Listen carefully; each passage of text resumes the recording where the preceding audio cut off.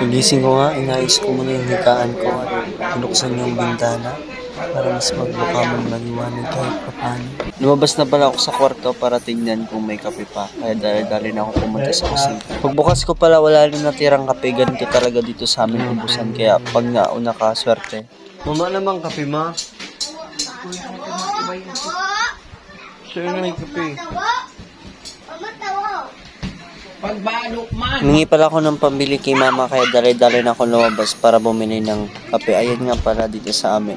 Ang init sobra guys. Kaya ayan, bumili na muna ako ng kape. Pagpunta ko nga dito sa tindahan, bumili lang pala ako na dito ng energy yung chocolate para mas mabigat sa tiyan.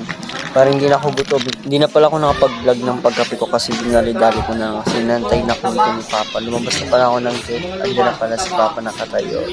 Sumakay na pala kami sa tricycle ni Papa at umalis na. Si Papa pala yung nagdadrive kasi hindi pa ako marunong mag-drive. Video ako muna si Papa kasi sobrang pogi. Minto muna pala kami dito ni Papa kasi bibili daw siya ng mga gamit. Kaya di na ako sumama. Dito na lang muna ako sa tricycle.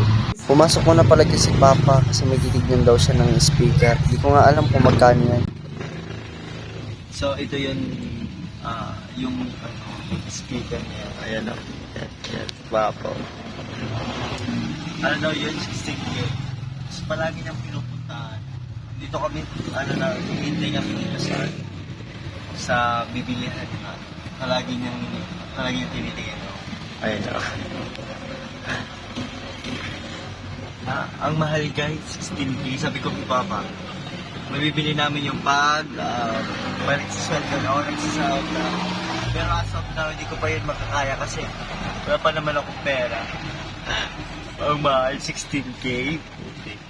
Kaya, soon to be, bibili natin yun pa.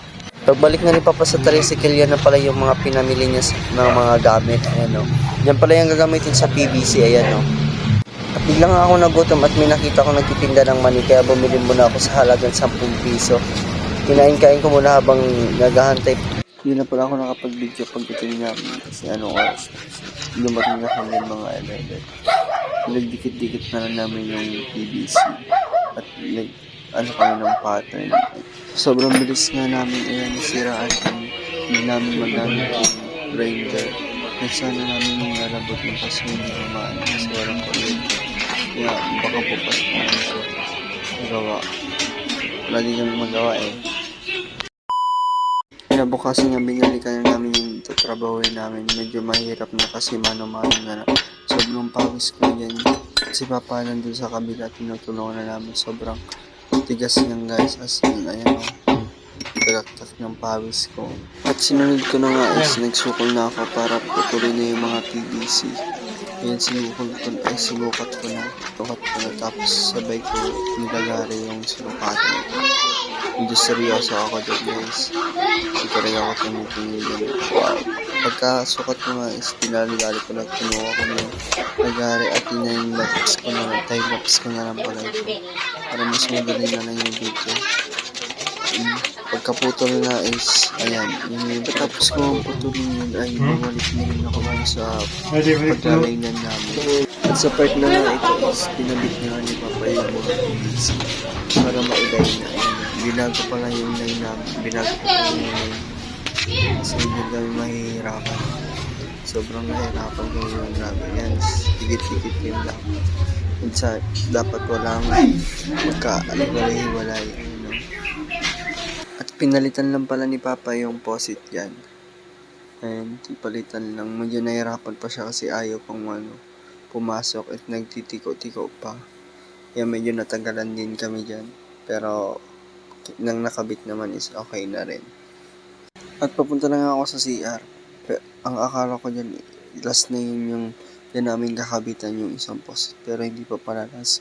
Kaya lumabas muna ako. Nakalagay nga ng nilitics at dinigit na rin. Tapos bigla akong tinawag ni Papa na kontrahin ko daw dun sa kabila. Kaya dali-dali akong tumakbo para pumunta sa kabila.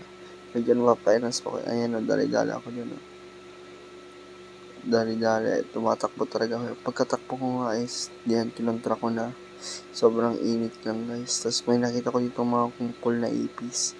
Yak. Pero dead man na ngayon kasi nagtatrabaho at focus lang tayo. Tapos lumabas na kami dahil tapos na kami sa CR. Tapos dito na yung pinakalas. Ayan kinabit na ni Papa. Ano yung pinakalas. Pagtas nga pumasok muna ako sa loob para uminom ng coke. Kaya na may pahok pa sila.